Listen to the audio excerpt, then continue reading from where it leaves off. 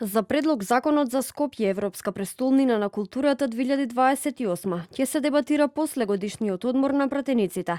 Ова е одлуката на собранискиот спикер Африм Гаши по денешната вонредна координација со координаторите на пратеничките групи. На ваков чекор Гаши се одлучи откако од собраниската говорница беа упатени остри реакции и навреди од опозиционерите од албанскиот блок, кои не се согласуваат да нема материјали од предлог законот на албански јазик без подпис од председател и архивски број. Бидете внимателни како се однесувате со албанскиот јазик. Имам многу, поколенија кои дале придонес за ова и вие не можете на овој начин да го прекршите. И ако малку имаме поврзано со албанскиот јазик, вие подурги ургентно треба да тргнете ова точка.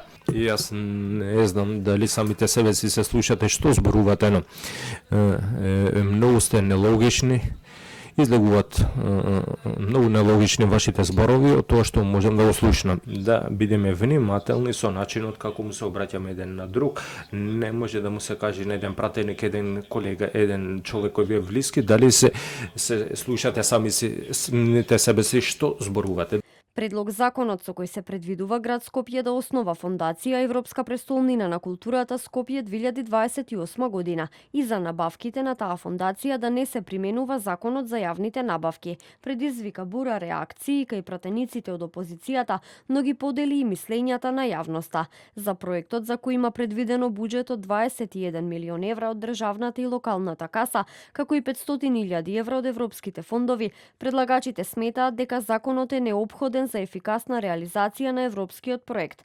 Пратениците од опозицијата пак бараат дополнителни гаранции дека титулата нема да стане причина за намалување на контролата врз трошењето на јавните пари.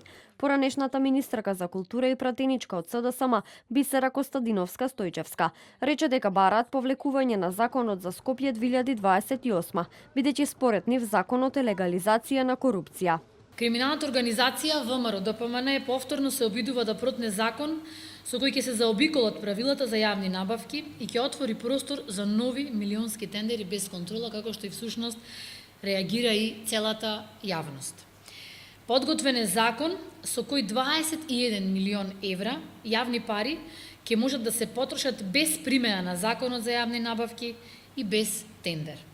Преку основање на фондација што наводно треба да го формира проектот Скопје Европска престолнина на културата 2028 година, сакаат се ова да го направат.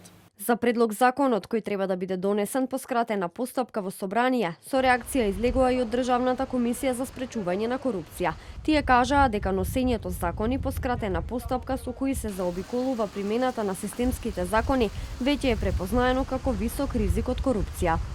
Обезбедувањето интегритет, законитост, транспарентност и отчетност при трошењето на јавните средства представува основен предуслов за заштита на јавниот интерес и за спречување на ризиците од корупција. Секое законско решение со кое се предвидува исклучување или ограничување на примената на системските закони, особено на законот за јавните набавки, мора да биде јасно, детално и убедливо образложено од аспект на јавниот интерес, неопходноста од ваквото исклучување, неговата пропорционалност и воспоставувањето на ефикасни механизми за спречување на корупцијата и злоупотребата на јавните средства.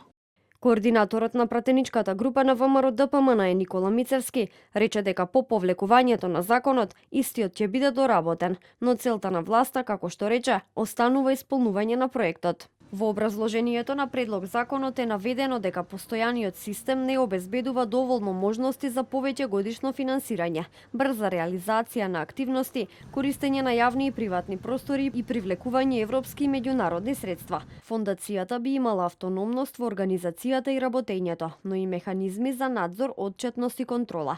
Проектот треба да овозможи развој на културниот сектор, привлекување туристи и создавање долгорочно културно наследство и по завршувањето на 2028 година.